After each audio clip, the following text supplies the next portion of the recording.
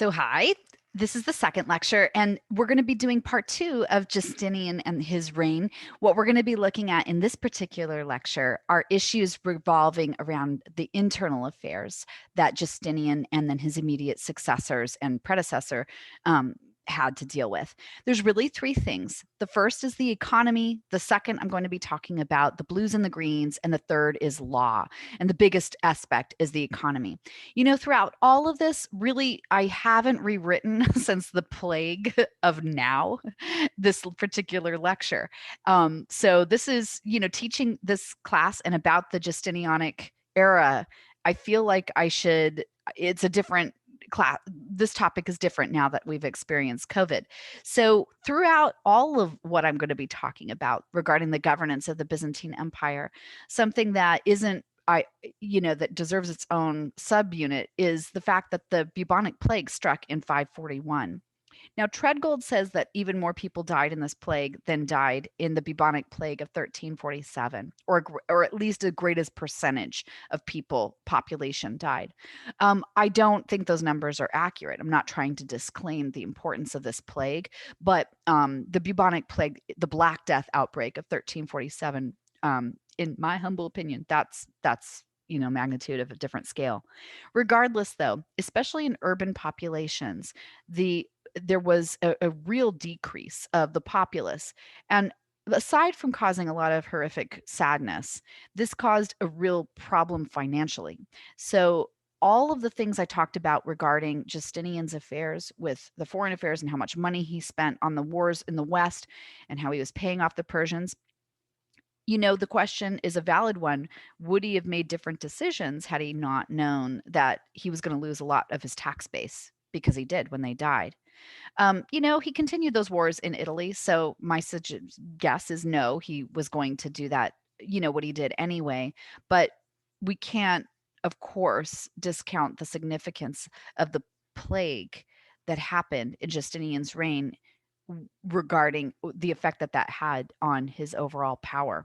So it certainly harmed the situation that he had holding on to the lands in the West and in dealing with the Persians. Alrighty, I'm going to share the screen as usual.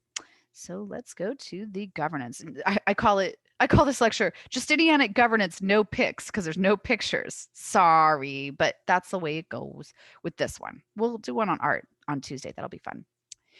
So here we go, though, the main things. And this lecture won't be long. It is a lot of nitty-gritty details. And so obviously that's something that you can just have your outline to the side and take notes on, and feel free to pause and take notes as I go. But I do want to talk about the problems that Justinian had. We remember from Procopius's Secret History that Procopius had applauded Justinian's father, and the predecessor of Justin. That was Anastasius the First. He had ruled for a good long time, several decades, and was really good at saving up money.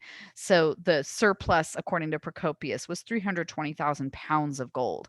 I don't know that we can take that number literally. On the other hand, it certainly was something that's not just in Procopius. The treasury was relatively full under Anastasius's reign. Maybe that's what gave Justinian the confidence to kind of go forward as stridently as he did with his Western wars. So probably that surplus even ran out during Justin's reign because Justinian was in charge of his father's rule in his later years. But regardless, it certainly his lack of finances caused Justinian to have policies that proved incredibly unpopular towards his population because he was broke.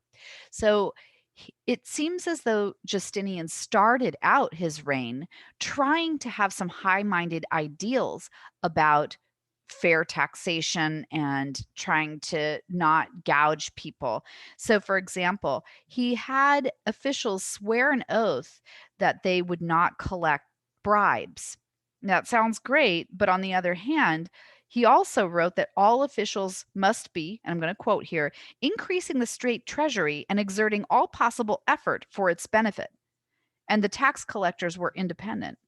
So they had to promise to, like, get him as much money as possible. And so there's a lot of pressure on these tax collectors, and you know so Justinian, despite any kind of proclamations of trying to be fair, on the other hand, really what he was trying to do is get a lot of wealth. So an example of this is from his Praetorian prefect, John of Cappadocia, whom Procopius mentions. Praetorian prefect, this is a very old office in late Roman period into Byzantine period. And this was in charge of all the financial affairs. So John of Cappadocia became extremely unpopular. He was stuck with trying to collect wealth, even as Justinian was spending it like water. I love Procopius's, like, it's something like he compares Justinian to somebody that's just taking water and throwing it into the ocean or something like that. As that's how wasteful he was with money. So John, he sold offices like at high prices. So in other words, if you want to be an official, then you can buy one. He introduced a lot of new taxes and issued, this is kind of interesting. He issued debased coinage, but he failed on this. So I'm just mentioning this because Byzantium, the Roman coinage of Byzantium had such a importance in the region beyond Rome into Persia that it actually wasn't it backfired when John tried to debase it, making it less precious of metals, because it threatened to almost make like a turnip winter out of, how Germany after World War One, it just issued paper money under the Weimar Republic, and John saw that was going to happen, and so he didn't go through with his debasement of the coinage. I like this 6th century poet writing that the royal fisc, that's the royal treasury, was a stomach feeding all parts of the body. So how significant that collection of wealth under John of Cappadocia was to, just dealing with every kind of expense in the empire. I do want to talk about the large estates. And this is, of course, something that Procopius is very concerned about because he was a landed aristocrat. And these landed aristocrats, you'll remember from early on, as the 3rd century crisis happened in Rome, much of the wealth left the cities as the wealthy established these very large estates. And that really happened permanent.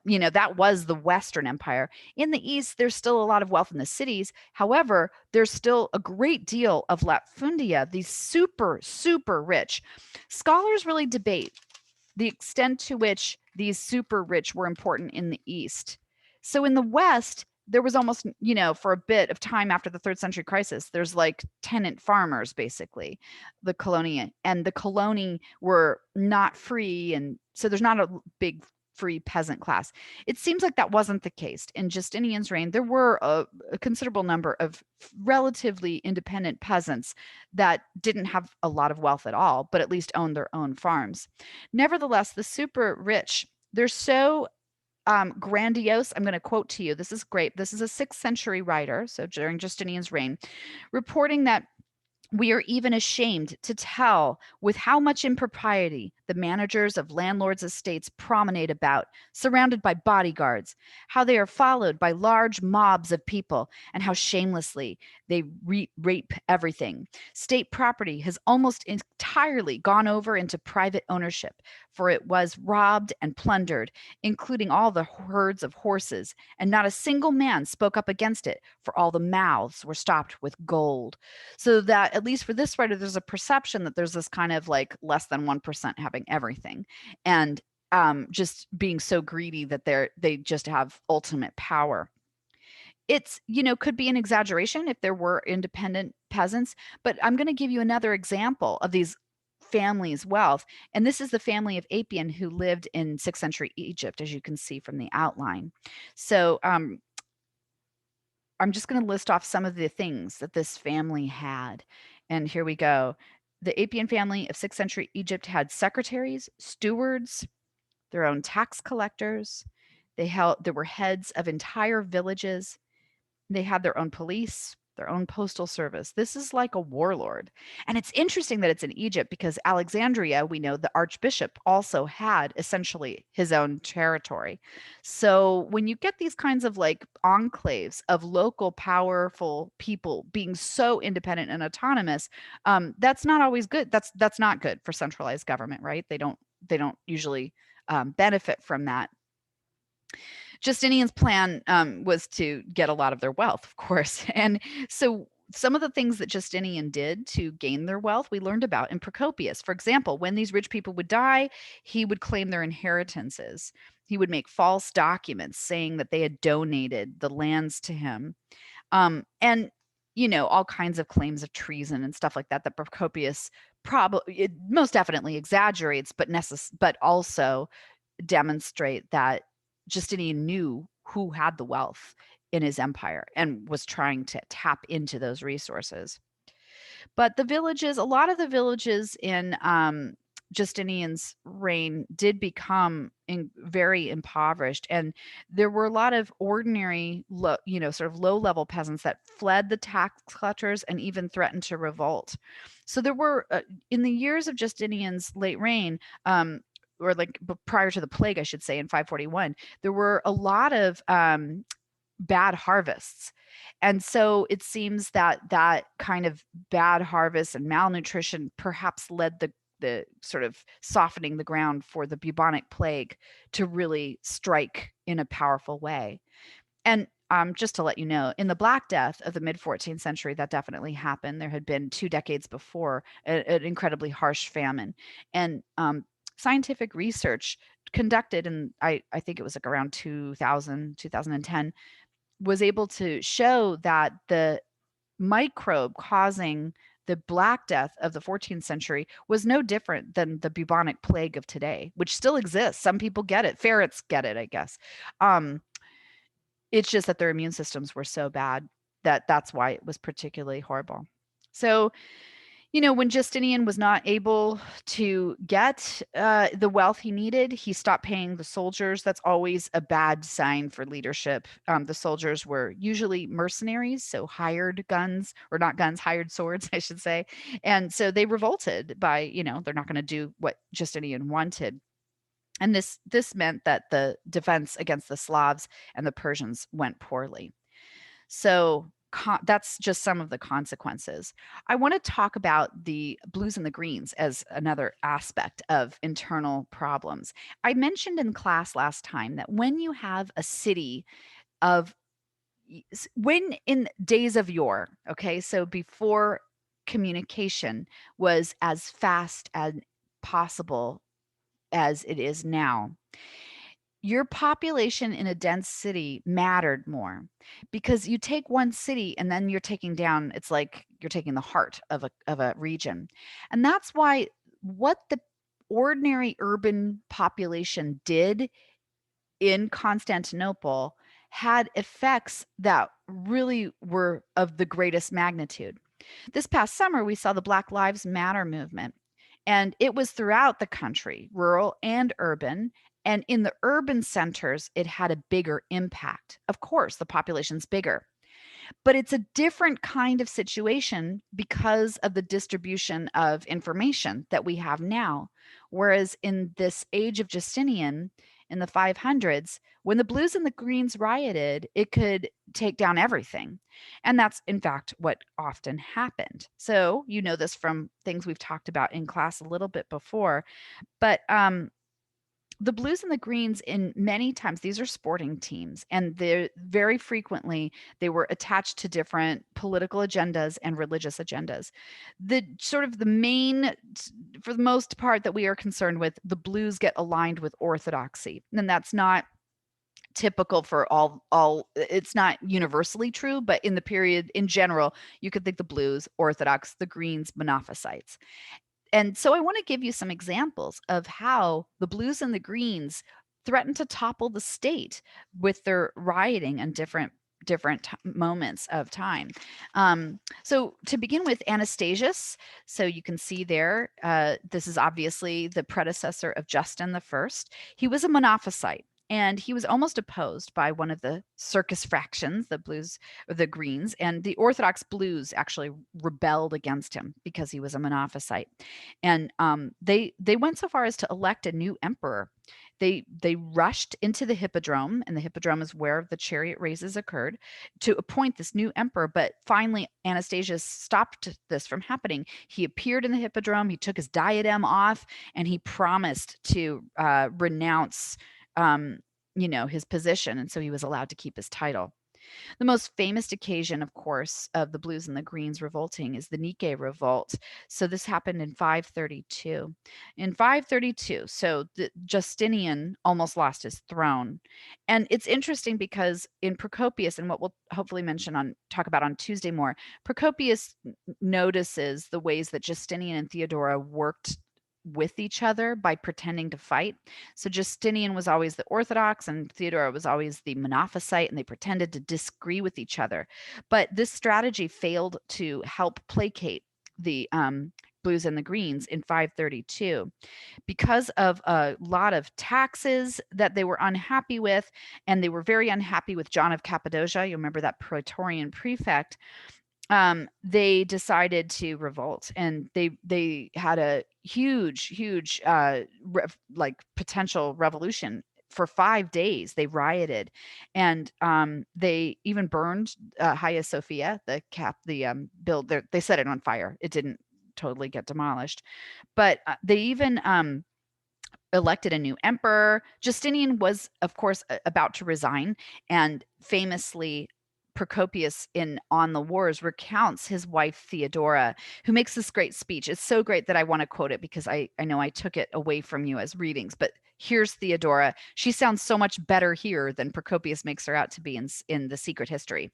So Justinian's about to resign because of these riots, and Theodora replies, "It is impossible for a man when he has come into the world not to die.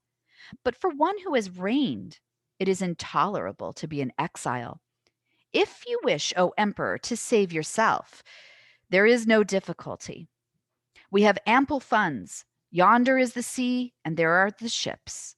Yet reflect whether, once you have escaped to a place of security, you will not prefer death to safety.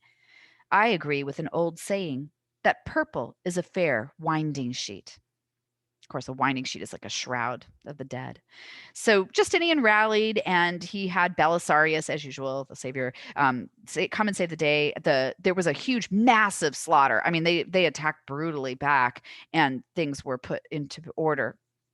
So another example, Maurice. And Maurice, I have a heart for Maurice because he was put in such a bad position after Justinian, dealing with all of the mishaps of Justinian's like spending and misplaced foreign policies. Yet he nevertheless ruled successfully for a couple decades. But in 602, he ordered his troops to take winter quarters north of the Danube, and the Blues and the Greens rioted. So it was just another moment over some issue that the Blues and the Greens caused almost, Maurice to be deposed. Well, yes, deposed. He was.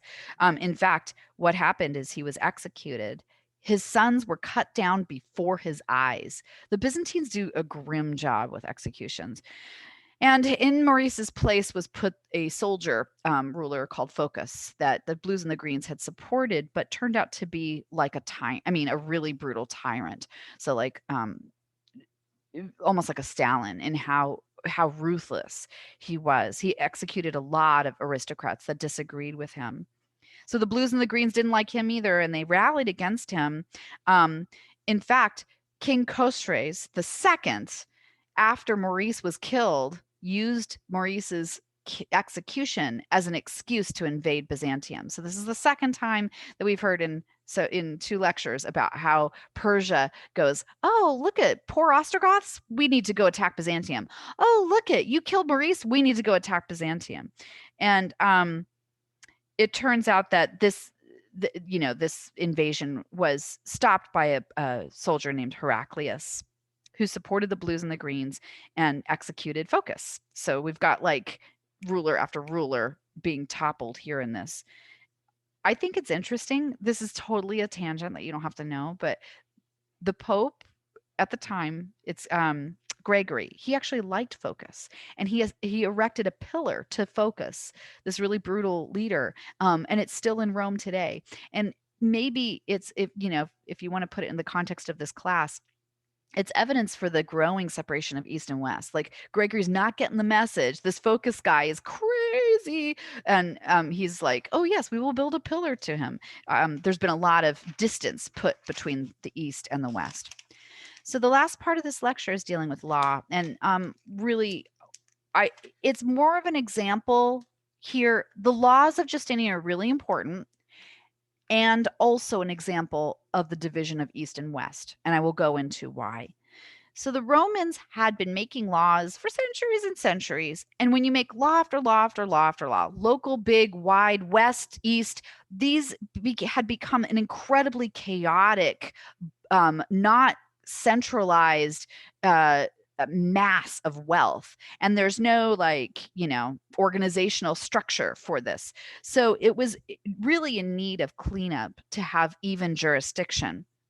There had been a law code established by Theodosius II. I think he's really important for just sort of knowing that this is an age when Christianity is starting to become increasingly religiously intolerant. So Theodosius II, he issued the Codex Theodosianus as a way to say, okay, these are the decrees of the Roman emperors. And it was a law code used in both the East and in the West. So we have it it's so interesting, in a barbarian law code, the Visigoths, so remember they take Spain, the breviary of Alaric is using this kind of law code of Theodosius. And it shows that at that point, Rome is more, East and West are still having more of a connection than they did later. But the law codes of Justinian were not issued in the West. They were only important in the East. The law codes are called the Corpus Juris Civilis. So the body of civil law is what it translates into. And they included these three things. The first was the Codex Justinianus. These are imperial constitutions. And so that's one part of the Corpus Juris Civilis. The second part is the Digest, which is a mix of Codex Justinianus, but it's also kind of like laws that occurred in Rome that were still in place before there were emperors. There's about 50 books of them. This second thing of the Digest, and then the Institutiones. Now, the Institutiones was an abbreviation of the first two things, and it was used by law students. So the Corpus Juris, I don't really care if you mention those three things on the midterm or anything. The main thing you have to know is Corpus Juris Civilis. This is this collection of all the laws that Justinian does. It was a really big accomplishment, and they were compiled by Justinian's secretary Tribonian. And the thing is, they were written in Latin. So this is a last sort of moment, just like Justinian was you could view him as a last Roman emperor because he tried to take over all these Western lands and he spoke Latin. Also, his laws written in Latin. And that suggests this connection to the old Roman Empire. But here's the deal.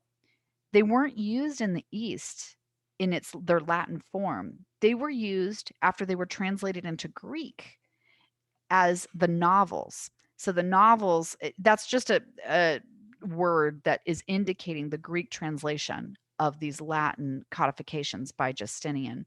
So the fact that they're not really used in Latin is a kind of, okay, this is more evidence for separation. Alrighty, I told you this one was short, so I'm going to end this recording, and I will put it onto Brightspace.